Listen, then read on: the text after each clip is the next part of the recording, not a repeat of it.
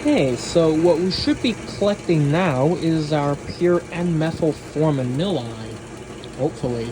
Um,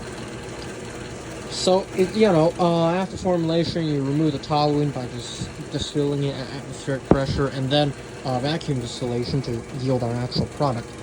The temperature seems to have stabilized. It's been climbing steadily. Now it's reading around 79 constantly.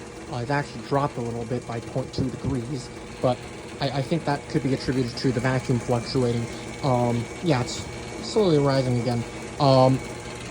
So I collected whatever this is, probably some toluene, moisture, formic acid, and maybe some unreactive methyl aniline, which I can just forward into the next batch I synthesize, I guess, which is nice. Good, it's stable. So I'll just increase the heating a bit then to get it over faster.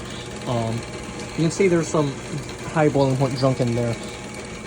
Again, I don't know what this gauge is doing, if it's comparing the pressure inside the system to the pressure, in my lab. I'm not at sea level, so my barometric pressure is slightly below. I believe water would actually boil at 99 degrees here, 99.4 or something like that. So maybe that's why this thing is reading weirdly, if it's not an absolute gauge.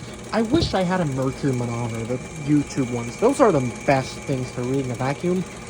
You don't need to fuss about them, and you don't need to worry about them going out of whack from, chemical exposure. But this will do. Though I have seen on Amazon they have differential manometers for like $20 that if you just hook up one side to the vacuum thing, the other side open to air, it should also work. Again, it's differential. I don't want a differential thing because I don't want to account for my barometric pressure, but whatever.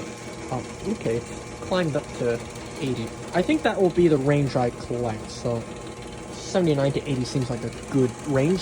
So this would be the methyl aniline then, and there's no, weird effect in there, so I'll tell you what, we'll take that out then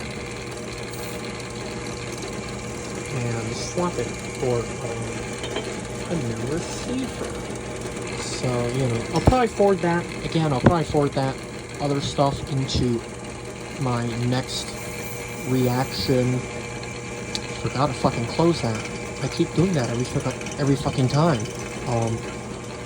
Don't foam over. Okay, good. And voila!